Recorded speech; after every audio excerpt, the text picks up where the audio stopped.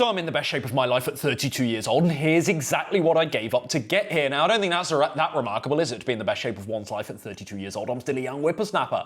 But it was not looking good 10 years ago, in my early 20s. I was a naughty boy, and it was definitely on the wrong path. So here's what I've done to turn it around. I want to walk you through. I've got six habits on my list here that I've had to work on in these recent years that I think have really escalated my results to the next level. Now, you might not think I look good, and I suppose best shape of my life is very subjective.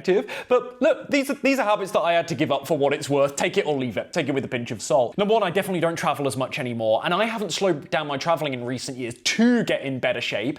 It's just subsequently happened because I relocated, as many of you know, a little over 12 months ago.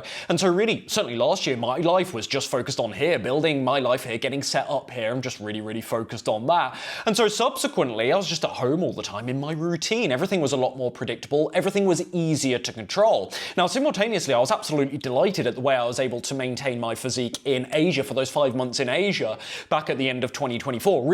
I'm really happy with that, but it was work, and, it was work to manage the temptation, still have some treats, but kind of keep myself controlled. Whereas now, it feels effortless, and I'm 5 or 6 pounds leaner, and that's the elephant in the room as well. I'm 5 or 6 pounds lighter subsequently, and it's just much easier to do that. So, yeah, I think just that predictability, that routine, you can travel and still get quite good health results when you've built a good level of self-trust and know-how with on-the-fly nutrition. That is possible, and it's a necessary skill as well. It shouldn't be avoided. You can't cook every meal at home for the rest of your life. Like, that's never going to happen. That's never going to be realistic in the long term. But at the same time, I've become a home person again, and you know what? My physique's gone to the next level with it, and so that needs mentioning. The second thing I had to give up was booze. I say give up, like, that's not strictly true. I spoke about this in a video recently, but I'm not entirely teetotal, but the amount of times I drink alcohol over the year, we worked out the average for this is about every 2 months, and I can actually eat, that's just the average, so I can easily go spans of 4 or 5 months without touching and without actually missing alcohol. And when I do have alcohol to this day, I do actually, I would say about 9 times out of 10, factor in the calories, which, like, to some people that's nuts. Oh, can't you just have one drink, Ryan? My goodness, like, everything else in your diet is relatively in order. Just chill out. And fair enough, like, that's a good point, and that's how I used to think, actually, to be honest, a couple of years ago. So yeah, it is a bit neurotic, and I concede I am a bit pedantic about it. Does it need to be that serious for you? Maybe not. And what I would say is I could maintain several years ago about 15% body fat, guesstimate. I could maintain that, having a drink every now and again, and not worrying about the calories or picking like a low-calorie mixer, doing slimline gin and tonics versus the full thing. Not worrying if it was a double or a single shot, or what the difference between having a single drink with dinner versus 2 or 3 drinks after dinner, cocktails, and and it turns into a multiple drink thing, a session, as the youngsters call them. I didn't need to think about those things at 15% body fat, but just to get to the next level, like I say, it's not massively different, but 5 or 6 pounds lighter, more like 12 or 13%, again, I'm estimating body fat nowadays. Yeah, it does take that extra level of care and consideration. I do have to, like, build in my calories if I want that. Just that little bit of extra leanness, it does require that next level of rules. Maybe that doesn't resonate with you, maybe that's not necessary for you, but that's what it's taken me, so I wanted to include it in this video. I mean, goodness forbid what the bodybuilders do when they, like, I'm not even super lean. I know that's completely relative, but what the bodybuilders do when they get to sub 10% body fat, the way they have to, like, micromanage their diet, I can't even imagine. To me, the juice isn't worth the squeeze with that, but brutal. But this is what it's taken me, like, largely quitting booze, and when I do drink booze, to kind of factor it in, still treat it like it's food and a contributor to my diet. Habit number 3, probably actually the hardest of the 6 I'm going to share with you today. I had to give up being sad or stressed about something in my life, running to Asda, buying 3,000 calories of a mix of sweet and salty junk foods, devouring those things in an episode of a in 90 minutes watching a couple of episodes of a TV show I've seen 3 times through anyway, like Lost, Prison Break, Game of Thrones, probably Lord of the Rings for the millionth time, etc., etc. And then ultimately thinking 90 minutes later, oh my goodness, that wasn't worth it. I feel absolutely horrendous and I've completely sabotaged my weight loss efforts. Yeah, I mean, that's it. I still have my bad moments to this day. I don't want to cast myself as a perfect person. I'm very transparent. I like to think with these things. I binge, I screw up. I screw up quite often. I think more often than people think, even though I still talk about it.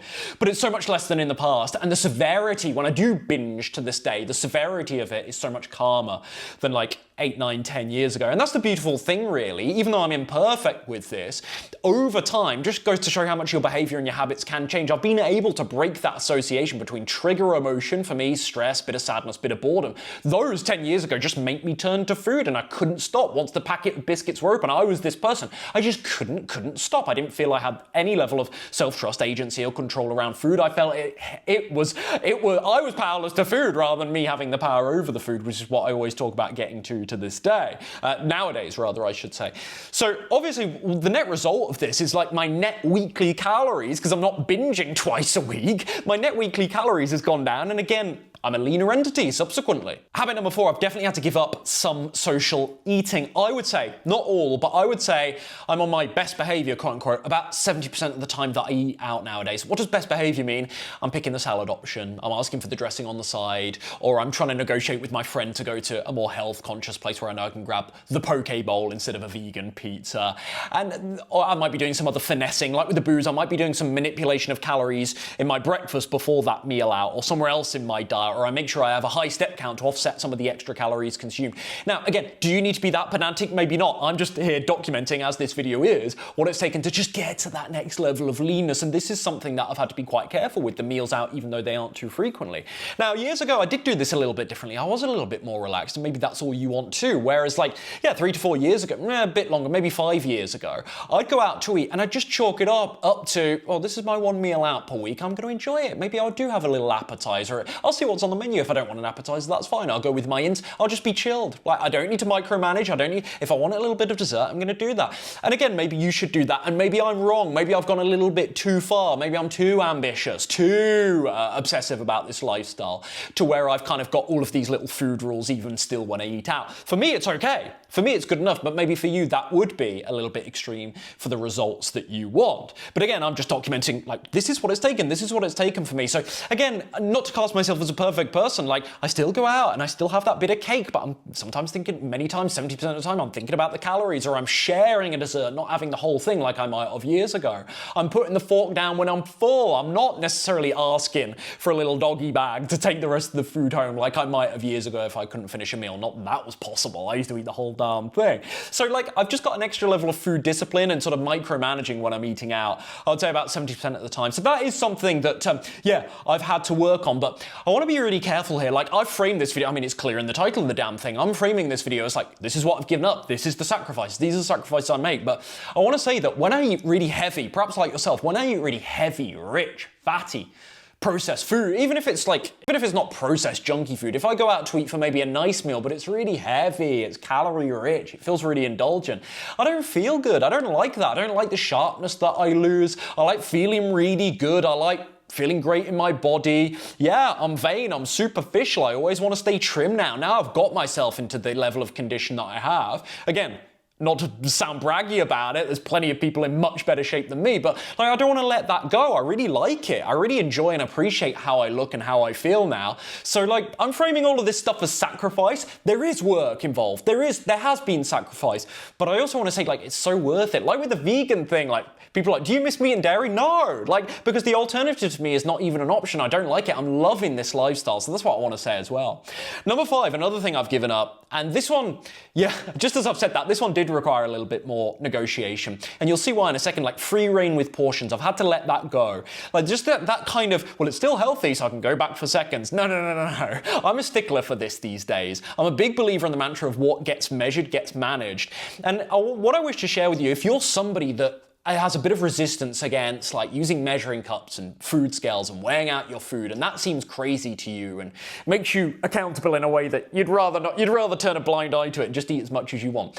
I understand. I promise you, I was that guy. I've been there, so I understand this. But I also wish to say to you, once you start getting the results, the payoff is there, and then it's so worth it. So as soon as for me, I got really precise and I was using measuring cups and really sticking to it, not for everything, things like non-starchy vegetables, I almost said non-starchy fruits, things like low-calorie fruits, I do eyeball a bit more because I've been doing this for so long. But the more calorie-dense stuff, like the whole grains, the legumes, like the fat sources, being really, really measured and controlled with those, to me, once I see the results from that, once I break through from the scale, once I see my physique shaping up, tightening up really, really nicely, oh wow, it's so worth it. So that's what I wish to say to you is like, you'll be surprised, you'll be really surprised how going to that next level of precision, I know you've got resistance to it because it's going to make you really accountable and you're worried about, will I have enough to eat? Honestly, once you start getting the results, man, it's so worth it. Now, obviously, there's moments where I'm still hungry and I do give myself permission to eat more food. I'm not such a stickler to where I would starve myself because I'm like, you know, so addicted to body image, because that's how some people might hear this, honestly. That's what like friends and family might say to me when they're a bit worried I've gone too extreme or too far with this kind of thing. But no. If I sense genuine physical hunger, I'll eat more beyond my portions. I give myself permission to do a little bit more. I might grab the leftovers for once instead of leaving it as a batch for the next day, but I actually screen for it. Like, I actually ask myself, do I need this food? Am I actually hungry? Whereas years ago, I just ate it regardless. And I would say 9 times out of 10 years ago, I'd just go back for seconds because it was healthy. I didn't actually need the food. I had no signs that I was still hungry. Like, I never even gave myself a chance to even digest the other food. I was just inhaling it and going back for seconds because it was there, because I had to finish it, whatever the story was. And lastly, number 6, something I barely do anymore. And this is something, even after I lost the weight, I used to do this actually. Mostly when I was living with housemates, because then it became a bit of an event. I don't order takeout anymore. People are so casual about takeout to where I'm utterly convinced that most people don't even count this as a meal out or a special occasion, and they're ordering in. So there's no work involved in going and getting the food. This is such a bad psychological framing. There's no work involved in getting the food. It just comes to your door. Yeah, it's super easy. And it's always, you know, an ungodly amount of food, thousands of calories. There's never people don't necessarily order in really healthy, clean stuff, I think, if we're being honest. Oh, I got the side salad. Yeah, but you got 3 curries, mate. And so you got the pizza, mate. Oh, but I got a side salad. I got strawberry ice cream. No. So I think people are, they're having these huge gluttonous takeout meals. And like I said, this is what I did a little bit more with housemates, even after I'd lost the weight. I don't have things like Uber Eats. In fact, I do, because I have Uber, so I probably have Uber Eats, but I don't have an account or Deliveroo if you're in the UK. Here it's, and I think in a lot of European places it's Volt. In Southeast Asia it was Bolt, and I did use that actually once or twice while it was there.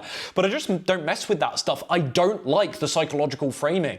The way I do this now is if I want a treat and I want an indulgence, even though I've probably sounded really anal about this in the other points of this video to where it sounds slightly disordered perhaps, I want to be clear, like, I love the way I eat, right? I don't think it's too extreme and it's serving me really, really well. I want to make that clear. But when I do want an indulgence, when I do want a treat, I like the idea that I have to go out to get it. I don't like the idea if it comes to my environment and it becomes normal in my environment. And what this does psychologically, when I do this, when I go out for a lovely meal, it's an event. It's more special. I find that psychologically, just perception-wise, it actually takes care of the craving on a much deeper level. I feel like I've celebrated.